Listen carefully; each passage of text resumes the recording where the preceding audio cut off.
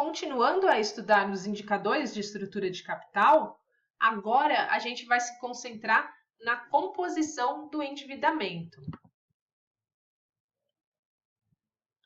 Então, o que indica a composição do endividamento? Bom, basicamente, ela mostra qual a relação que existe entre as obrigações de curto prazo com relação ao total das obrigações. Então, a relação entre passivo circulante e o capital de terceiros. Vamos dar uma olhada no balanço para ficar mais claro? Então, a gente está falando desse grupo aqui agora, né?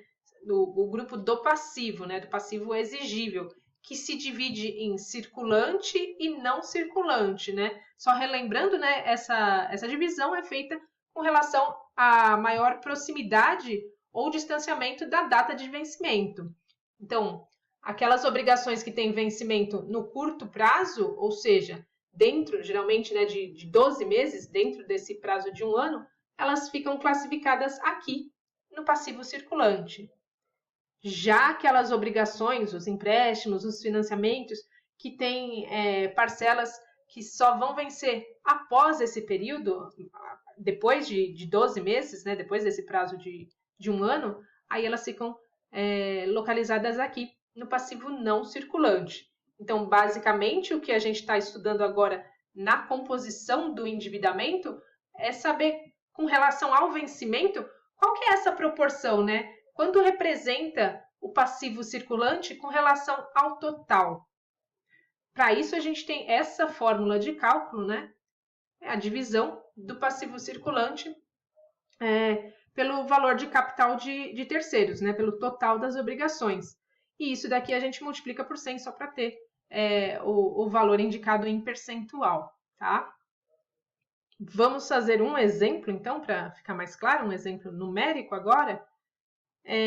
Então, a gente precisava primeiro encontrar o valor de passivo circulante, né? Que é esse grifado aqui em laranja, né? A gente tem essas duas contas, né? Tanto contas a pagar quanto salários a pagar, dentro de 12 meses, né?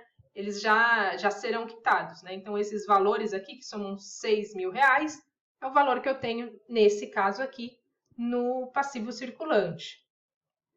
O outro valor, né, que a gente precisava é o de capital de terceiros, que é o total do passivo, né? Aí, nesse caso, seria tudo que está aqui circulado em azul, né?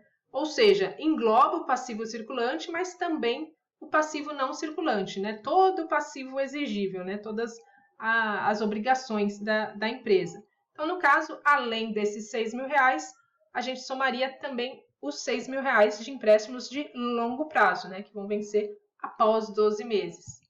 12 mil com 12 mil, ou 6 mil com 6 mil, 12 mil reais, né? Então, no caso, vamos substituir na fórmula esses valores, né, de passivo circulante e capital de terceiros. Então, passivo circulante a gente tinha R$6.000. E capital de terceiros, né, no total, dívidas de curto e longo prazo, R$12.000.